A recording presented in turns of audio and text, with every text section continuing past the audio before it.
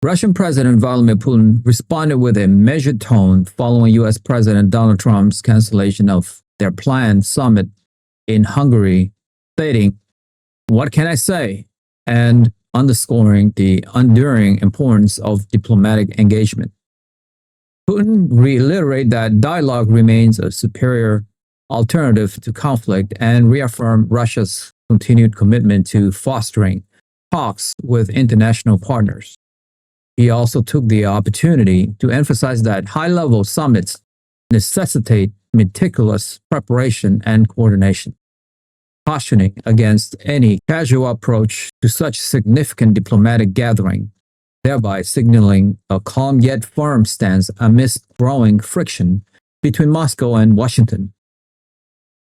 This carefully articulated position comes as new U.S. sanctions began to ripple through the global energy market. In the wake of the summit cancellation, Ukrainian President Volodymyr Zelensky offered his assessment, characterizing the development as not a bad result. Zelensky expressed satisfaction with the recently imposed sanctions on Russia and the temporary suspension of talks between Trump and Putin.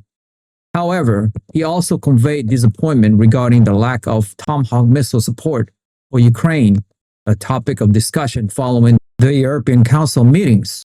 This highlights Kyiv's persistent security vulnerabilities and its ongoing request for advanced weaponry as the conflict continues to unfold. The Ukrainian leader's remarks underscores the complex interplay of international diplomacy and military aid in the ongoing geopolitical landscape. President Trump has moved to impose fresh sanctions targeting Russia's prominent oil suppliers, Rosneft and Lukoil, measures that collectively impact approximately 5% of the global oil supply. The immediate consequence of these sanctions has been a nearly 5% surge in oil prices, with Brent crude reaching a two-week high.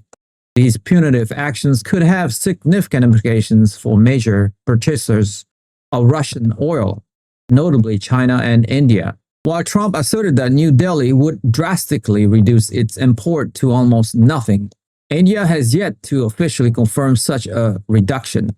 As oil markets react to these developments and nations scramble to secure alternative energy sources, the world faces the prospect of a new energy shock, underscoring the volatility inherent in global energy markets. The U.S. president further commented on Vladimir Putin's assertion that the new American sanctions would have no significant impact on Russia's economy, remarking that he was glad Putin feels that way, but adding, "We'll see in 6 months or so."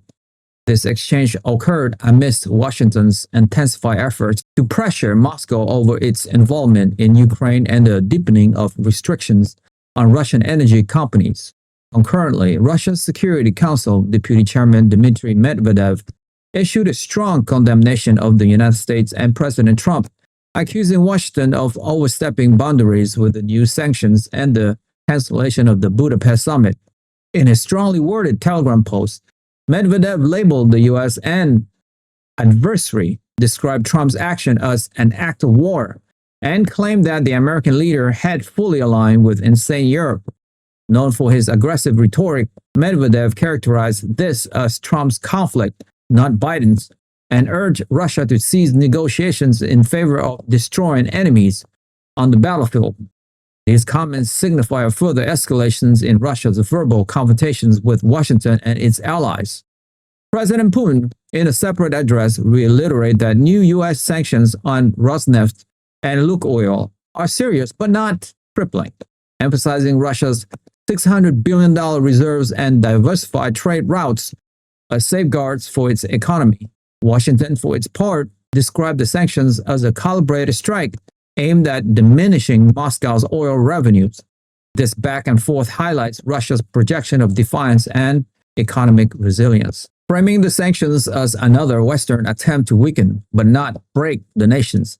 Moreover, President Putin issued a grave warning to Western nations, stating that any strike on Russian territory would elicit a very serious, if not overwhelming, response, while reaffirming their preference for dialogue over conflict. He criticized Western sanctions and highlighted Russia's economic and political resilience.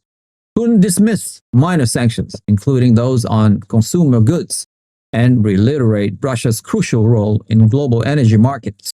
He also confirmed that preliminary talks with the U.S. would be led by Foreign Minister Lavrov and Secretary of State Marco Rubio, emphasizing the necessity of thorough planning for meaningful negotiations. Putin further criticized recent U.S. and EU sanctions, calling Washington's measure an unfriendly step that would not improve Russian-American relations and suggesting the U.S. administration was damaging relations through its pressure tactics. He mocked the EU's 19th sanctions package, which includes a ban on toilet and plumbing fixtures, warning that such actions will cost them dearly, and suggesting the EU might eventually need Russian toilets.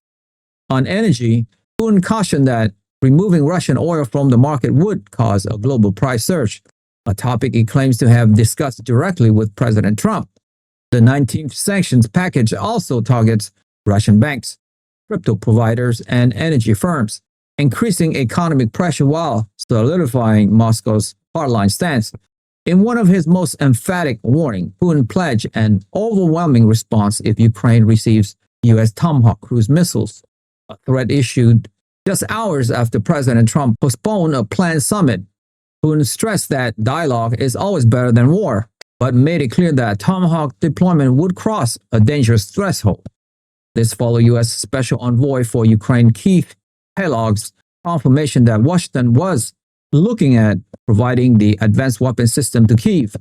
Putin has also dismissed the latest U.S. and EU oil sanctions as unfriendly but ultimately ineffective, asserting they will have no significant impact on Russia's economy.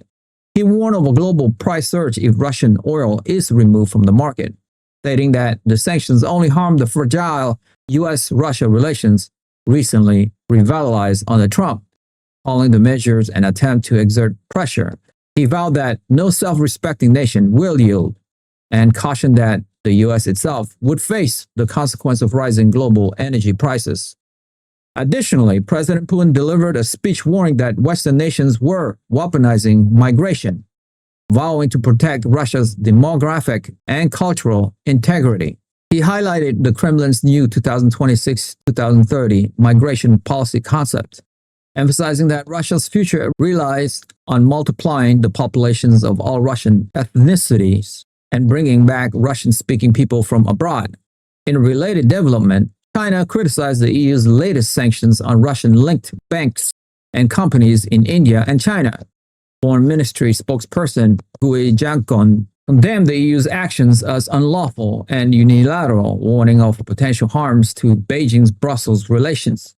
This criticism followed U.S. sanctions on Rosneft and Lukoil and Trump's cancellation of the summit, with China now accounting for nearly 44% of Russia's fossil fuel export revenues. Meanwhile, U.S. President Donald Trump expressed optimism about reaching a trade agreement with Chinese President Xi Jinping during their upcoming meeting in South Korea at the APEC summit. Speaking with NATO Secretary General Mark Rutte, Trump anticipated agreements on renewed Chinese imports of U.S. soybeans and joint efforts for nuclear arms de-escalation involving Russia. He also indicated he would address Beijing's increasing purchase of Russian oil, emphasizing potential cooperation on energy, agriculture, and rare earth trade, which could support peace efforts in the Russian-Ukraine conflict.